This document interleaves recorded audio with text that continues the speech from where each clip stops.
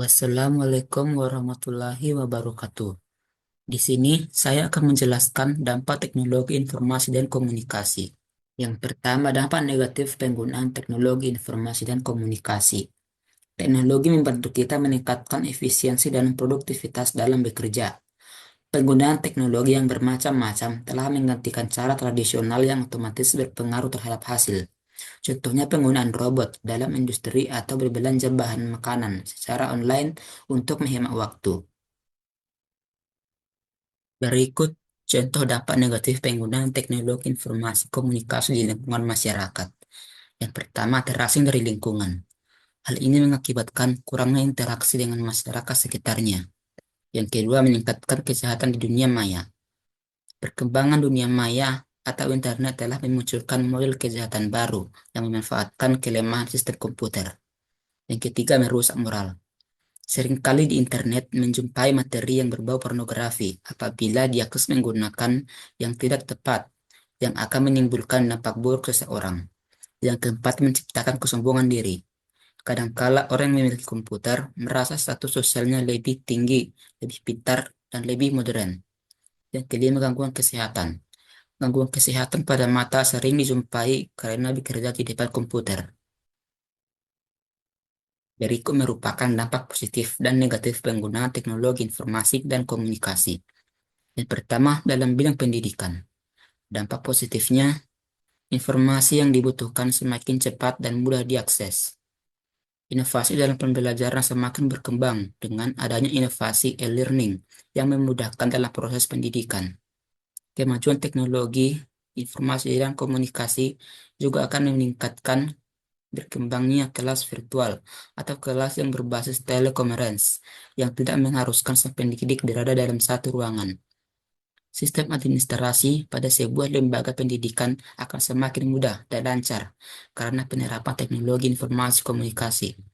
Selanjutnya, dampak negatif.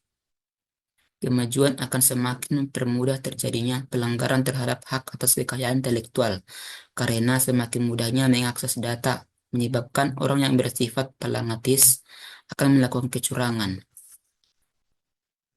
Walaupun sistem administrasi suatu lembaga pendidikan bagaikan sebuah sistem celah, akan tetapi bila terjadi kecerobohan dalam menjalankan sistem tersebut akan berakibat fatal. Salah satu dampak negatif televisi adalah melatih anak untuk berpikir pendek dan bertahan berkonsentrasi dalam waktu yang singkat. Yang kedua, dalam bidang sosial dan budaya. Dampak negatifnya, informasi yang ada di dalam masyarakat akan langsung dipublikasikan dan diterima oleh masyarakat. Hubungan sosial antar masyarakat akan dapat berlangsung di mana saja dan kapan saja. Sosialisasi kebijakan pemerintah dapat lebih cepat disampaikan kepada masyarakat. Tumbuhnya sikap percaya diri dan inovasi tinggi. Dampak negatifnya, timbulnya jenis kejahatan baru yaitu penipuan, pencurian nomor kartu kredit, pornografi, pengiriman email sampah, dan pengiriman virus. Mer- Maraknya perilaku menyimpang yang terjadi di kalangan masyarakat, pada umumnya remaja khususnya. Lalu yang terakhir, menurunnya tingkat kepercayaan kepada lingkungan sekitar. Selanjutnya dalam bidang perniagaan dan perdagangan. Dampak positifnya membuka peluang bisnis baru, pertumbuhan ekonomi yang semakin tinggi, terjadinya industrialisasi, menjamurnya bisnis berbasis internet, produktivitas dinilai industri semakin meningkat. Dampak negatifnya yaitu mendorong tindakan konsumtif dan pemborosan dalam masyarakat, menambah angka pengangguran karena tenaga kerja banyak yang digantikan dengan mesin-mesin. Selanjutnya dalam bidang pemerintahan. Dampak positif penggunaan TIK adalah mendorong tumbuhnya proses demokrasi, meningkatkan kualitas dan kuantitas pelayanan publik, meningkatkan layanan masyarakat, meningkatkan hubungan antar pemerintah dengan dunia usaha dan masyarakat, karena informasi lebih mudah didapat. Dampak negatifnya, pengangguran persejutaan canggih untuk menyerang pihak lain demi kekuatan kekayaan atas suatu negara. Terorisme yang semakin merajalela, kurangnya privasi suatu negara akibat kerahasiaan yang tidak terjamin, dan terakhir munculnya kejahatan jenis baru. Selanjutnya, dampak era revolusi industri 4.0. Dapat teknologi informasi lebih terasa pada saat sekarang, yaitu era revolusi industri 4.0 yang terjadi di dunia teknologi informasi.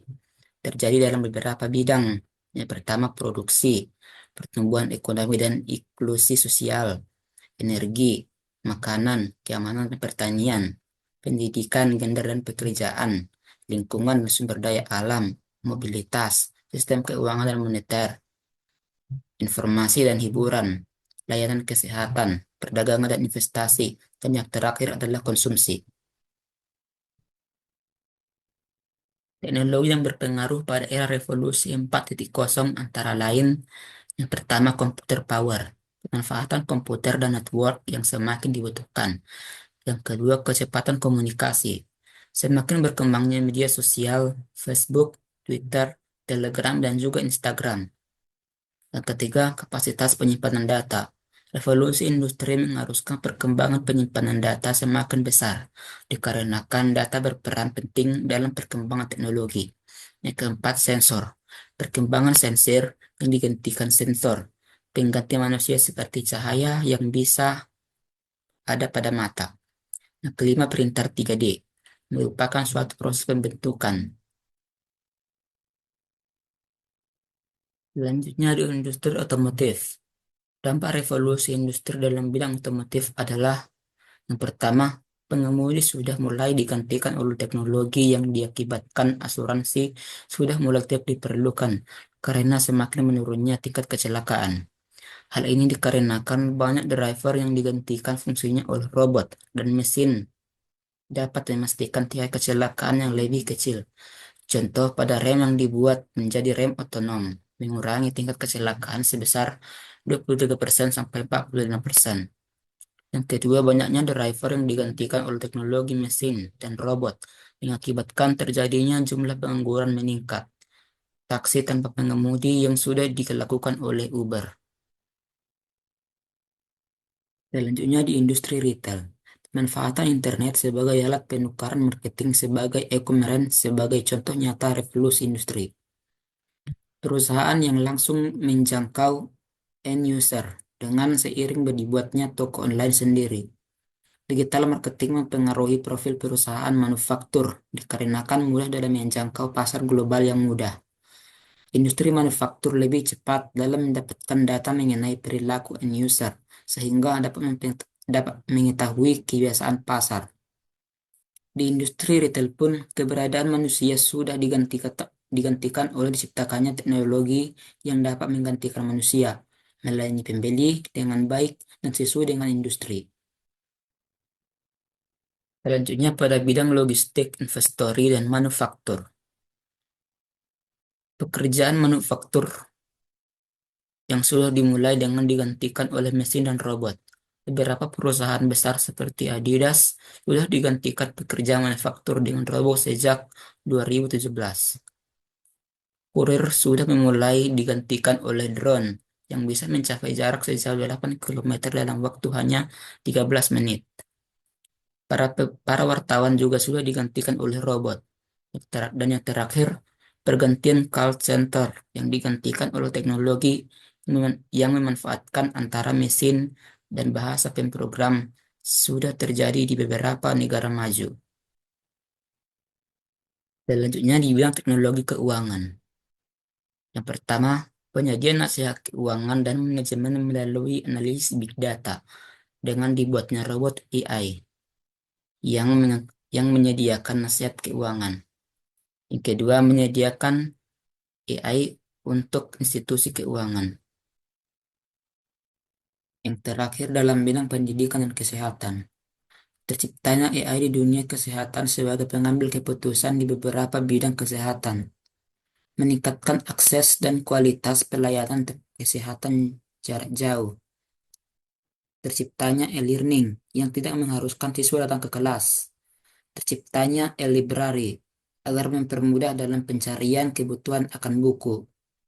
Revolusi Industri 4.0 adalah disrupsi teknologi internet ke dalam proses produksi agar proses pengelolaan barang dan jasa lebih cepat, efisien, dan massal.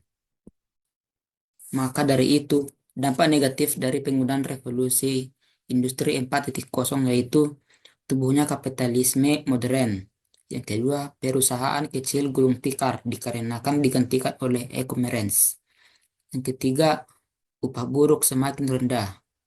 Yang keempat, munculnya golongan pengusaha dan golongan buruh. Yang kelima, munculnya implementarialisme modern. Keenam, kurangnya interaksi antara manusia dengan manusia lainnya. Terima kasih. Wassalamualaikum warahmatullahi wabarakatuh.